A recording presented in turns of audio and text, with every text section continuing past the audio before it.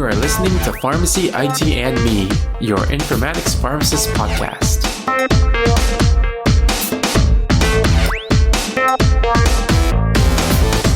Hey everyone, this is Tony Dow, and welcome to another episode of Pharmacy, IT, and Me. As with every episode, we start off this one stating that the intended audience for this episode are either newcomers to pharmacy informatics or even current working pharmacy informaticists. So last time we talked about the vision exercise and EHR visioning, but this week we will be talking about the next step in the process, which is EHR readiness assessments. Whereas EHR visioning was more about how the organization feels in terms of being ready for a new system, the EHR readiness assessments are broader and encompass many facets of readiness. So some of the different readiness assessments we'll be talking about are leadership and culture assessment, attitude and belief surveys, and responsiveness to change analysis.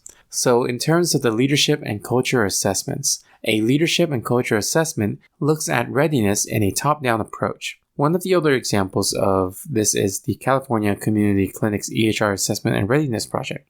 So if you search for this on the search engine, you'll be able to pull up some information on what it looks like and what it looks to assess and how to interpret the scores. This assessment is an example of a leadership and culture assessment that can be done in clinics or modified for hospitals, and it can be done by the institution itself or even a third party that's coming in to do some consult-based assessments. The point of this type of assessment is to determine what kind of leaders that the institution has and whether they are strong communicators, show points of authority, and are decisive. In terms of the attitudes and belief survey, so in an attitudes and belief survey, there are a lot of statements regarding the system and its uses. Next to these statements may be a myriad of choices such as strongly agree, neutral, disagree, and strongly disagree. Some surveys also employ a stoplight color scheme where the range of answers will be colored in red, yellow, and green. When assessing the answers to these surveys, the stoplight scheme provides a visual cue to determine if an organization's employees have the attitudes and beliefs conducive to a successful implementation or not. One thing to note is that this is not necessarily limited to the employees, but it may also be advantageous to administer the survey to patients as well to see how they feel about the EHR.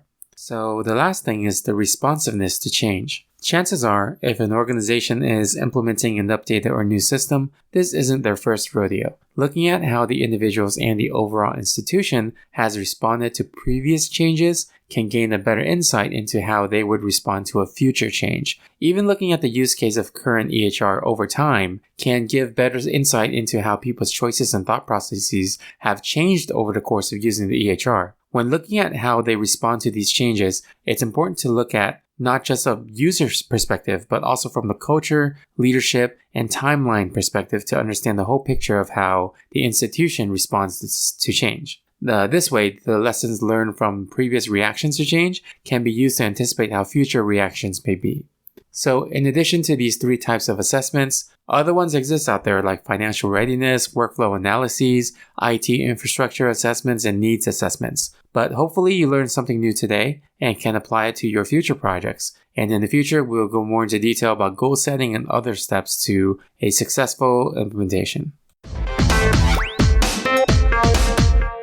Alright, if you guys like this episode, you can subscribe and rate us on iTunes, Stitcher, Google Play, or any of your other favorite podcasting services. You can also follow us on social media on Twitter or Facebook at PharmacyITme, or Instagram at Pharmacy Informatics, or by emailing me at tony@pharmacyitme.com. And I also wanted to plug a great networking opportunity called Pharmacist Connect. If you are familiar with Microsoft Teams or Slack Workspace, think of Pharmacist Connect as a large vetted one through Slack Workspaces. I've met some great colleagues on it, and there's even an informatics space within it as well. You can find out more by visiting pharmacistconnect.com, which is PharmacistConnect.com. Thank you again for listening, and I'll see you on the next episode of Pharmacy ITme. And remember, technology is the tool, patient care is the goal.